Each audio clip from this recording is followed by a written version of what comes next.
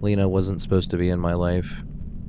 She was just another quiet girl in the back of the classroom, headphones in, hoodie up, scribbling in her notebook like she was in her own world. But then she noticed me. At first, it was harmless. She started liking my posts on Instagram. Not just the new ones, old ones too. Stuff from years back. Random photos from family vacations, birthday dinners, even a blurry picture of my dog that had been buried in my feed. Every single one got a like.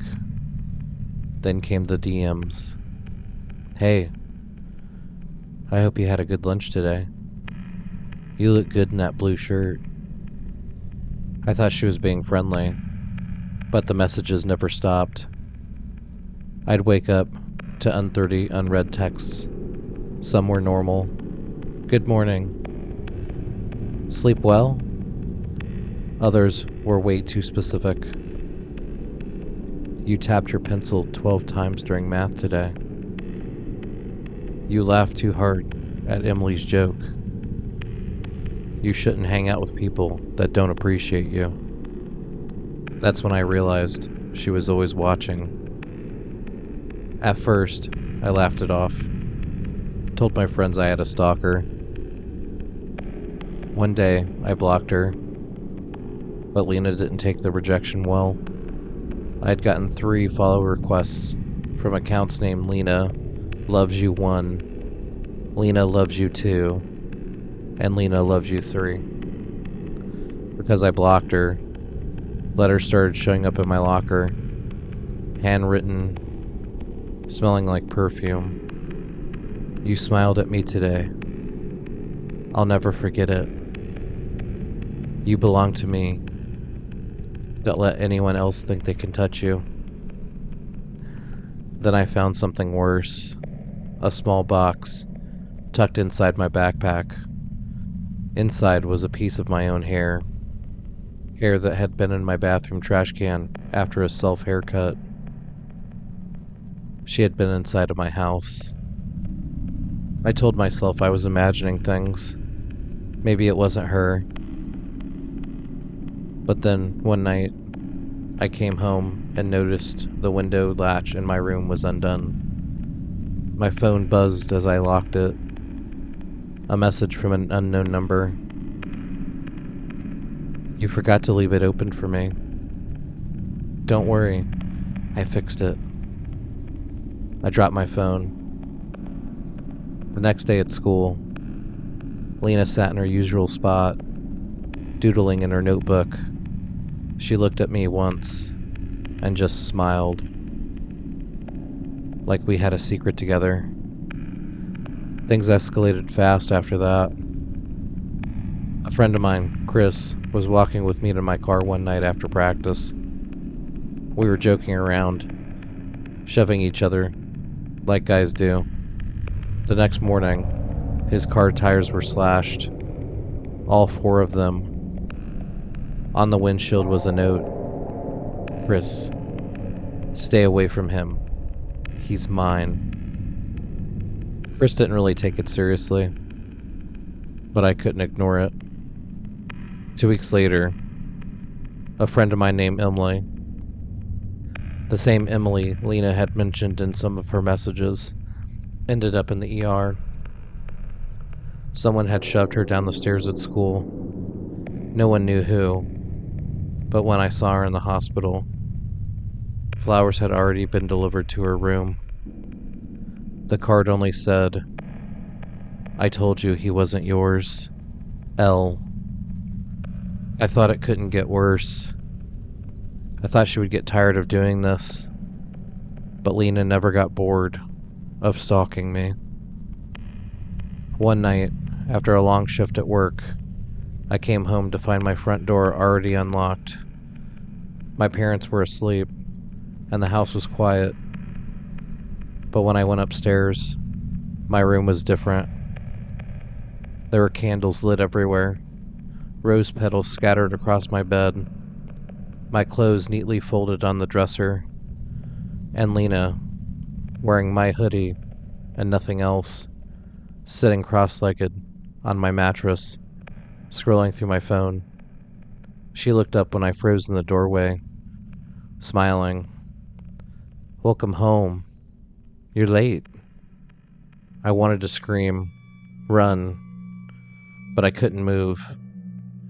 Lena stood up, walked over, and placed the phone in my hand. On the screen was pictures of me. Me sleeping, me walking around, dozens of them. "You looked so peaceful," she whispered. "I couldn't wake you." I finally found my voice. "Lena, you need help." She tilted her head. "No, I need you." That's when she pulled a knife from her hoodie pocket.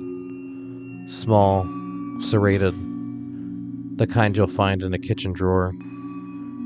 She pressed it into her own palm, just enough to draw a line of blood. "If you won't be with me, I'll bleed out right here," she said, "and they'll know it's your fault." And that's when I realized it didn't matter if I blocked her, avoided her, or told anyone. Lena had already decided the ending. The only question was whether I'd survive it.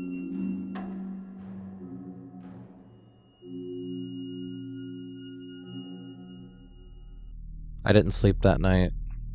After Lena pressed the knife to her palm and whispered those words, I just froze. My parents never heard a thing.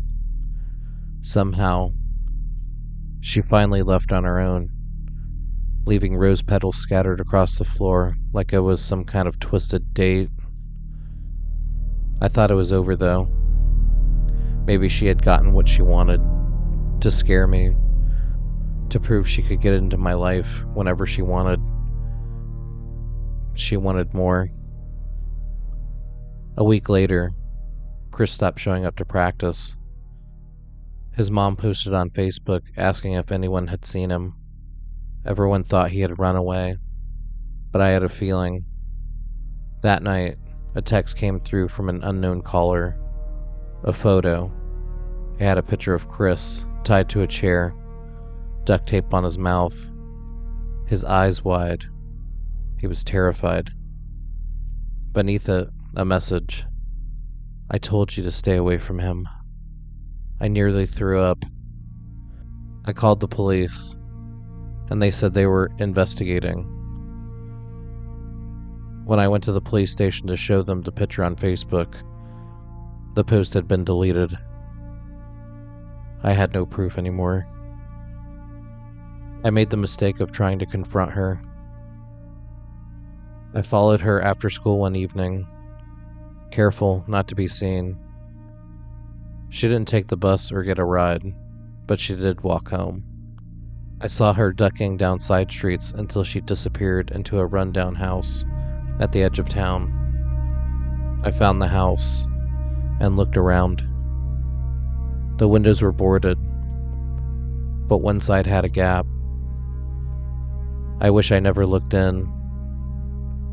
Inside were candles, hundreds of them, dripping wax across every surface. The walls were covered in photos of me, eating, sleeping, laughing. Pictures I never took. Moments I never knew she had seen. In the center of the room was a mannequin wearing my jacket, my shoes, and even a mask made to look like my face. And at its feet was Chris's practice jersey, blood-stained. That's when the candle nearest me flickered out. Then Lena's voice floated through the dark. "I knew you'd come." I ran. I didn't stop running until I was halfway across town. But that night, my sister Katie found a note taped to her window. "If you keep pulling away, I'll start with her. Don't test me." My hand shook so hard, I couldn't untape the letter. Katie thought it was a joke, so she didn't take it seriously. But I knew. I knew Lena meant every word. My parents started asking why I looked pale, why I was so jumpy. I couldn't tell them. How could I? If Lena knew I told, she'd come after them. Then one night, my mom went to the store, and she never came back. The police found her car on the side of the road, engine running, door wide open. In the passenger seat was a single Polaroid. My mom, with her eyes wide, with Lena standing behind her, holding that same serrated knife to her throat. On the back, in messy handwriting, "Now you understand. We're supposed to be together. Stop fighting it." The cops questioned everyone about Lena, but she didn't exist on paper.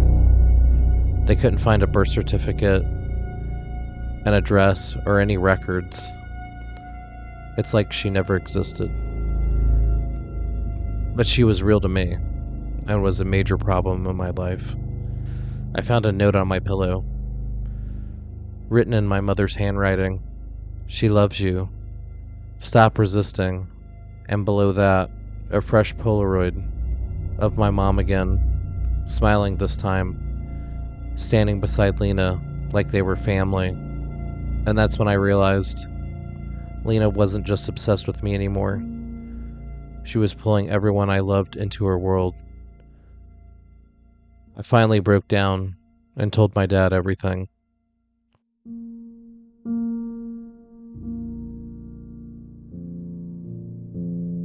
Lena arrived at my house with my mother and dropped her off. She said hi to everybody, and for some reason, everybody had forgotten she had kidnapped our mother.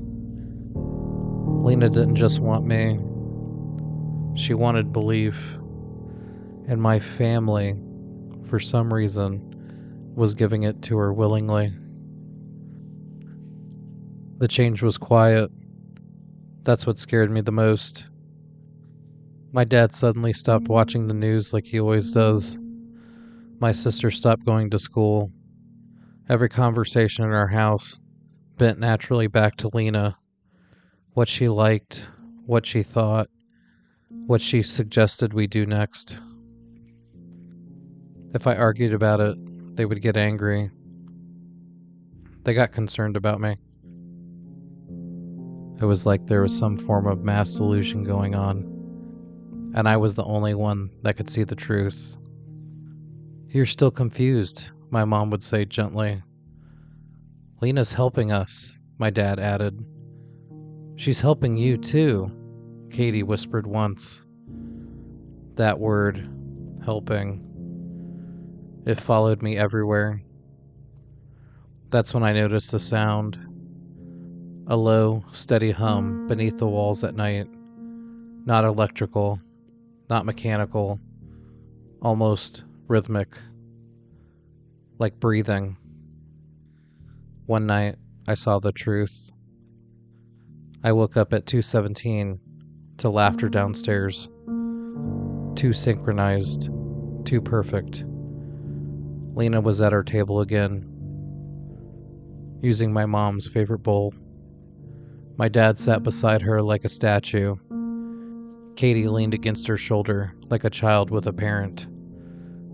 No one invited her in. She simply arrived. "Sit," Lena said softly. And they all turned to me all at once. Their eyes weren't empty. They were full, overflowing with certainty. "She's good for you," my mom said. "She's the only one who really understands," my dad added. "You're the last problem," Katie whispered. Lena reached across the table and rested her hand over my father's, then my mother's. "They chose me," she said. "I didn't force them. I just showed them the truth." After that night, I stopped being a person in my own home. I was an obstacle. They locked my phone away for mental health reasons. Block the windows with curtains. To quote, keep Lena's routines uninterrupted. At night, she came to my room. She didn't touch me at first. She just sat beside my bed and whispered, repeated my fears back to me. My guilt, my insecurities, things I had never told anyone. You don't want to be alone anymore. You're tired of fighting. You already want to say yes. And for a few seconds every night, I did. The police only showed up because my English teacher filed a welfare report after Katie vanished for 3 weeks without explanation. They arrived on a rainy afternoon. 2 officers, calm, confident, naive. Lena stood behind my mother on the porch. One hand rested lightly on her shoulder. Everything is fine here, my mom said, smiling wide enough to hurt. One of the officers stepped forward, and that's when his radio screamed with static so loud, he dropped it. The hum from the walls surged. The lights flickered. Katie collapsed screaming, clawing at her own ears. The grip Lena had broke. My family saw her. Not the gentle girl. Not the helpful presence. The thing underneath. Lena's face twisted in real time, like her expression was lagging behind reality. No, she whispered softly. You weren't supposed to wake yet. It took 4 officers to restrain her. After she was restrained, she didn't fight. She smiled at me as they dragged her away. You'll forget, she said. They always do. My family collapsed the moment she left the property. My mom threw up. My dad couldn't stop shaking. Katie screamed until her voice was hoarse, and she couldn't scream anymore. The doctors called it collective psychological domination. The detectives called it cult behavior enhanced by isolation tactics. But none of their words explained the sound that I heard. The hum. Lena is now in a high-security psychiatric facility. They say she's cooperative, quiet, and charming. My family's in therapy. They remember loving her, but they don't remember why. I moved out and got rid of my phone. I needed a fresh start. But still, every night at 2:17, my new apartment fills with this static hum for 3 seconds. Exactly 3. And sometimes, when the room goes silent again, the screen on my phone lights up with one notification. Lena is typing, but nothing ever comes through.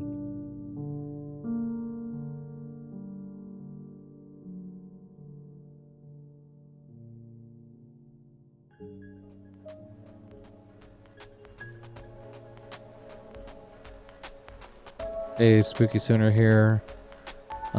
This is a trilogy, so I hope you guys enjoyed that. It's a little bit different. Hope you guys had a great Thanksgiving. Christmas is coming up. You should be on the lookout for Christmas stories. And I might take a break at the new year and stop making videos for a little bit. So with my full-time job, it's hard to keep up with doing it. If you have any stories you want me to read, email me at spookysooner7964@gmail.com. Until next time, stay spooky. Then I found something.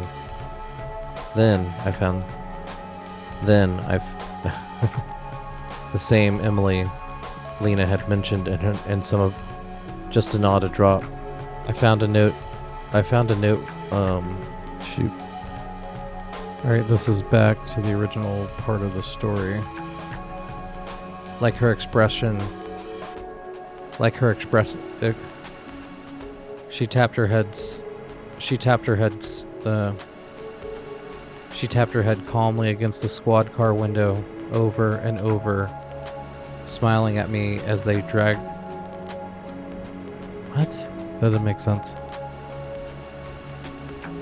The detectives. Lena is now in a high-security psychiatric facility. Poop. Lena is now in a high-security... Fuck. I moved out. I got rid of my phone for some reason. Why did I get rid of my phone?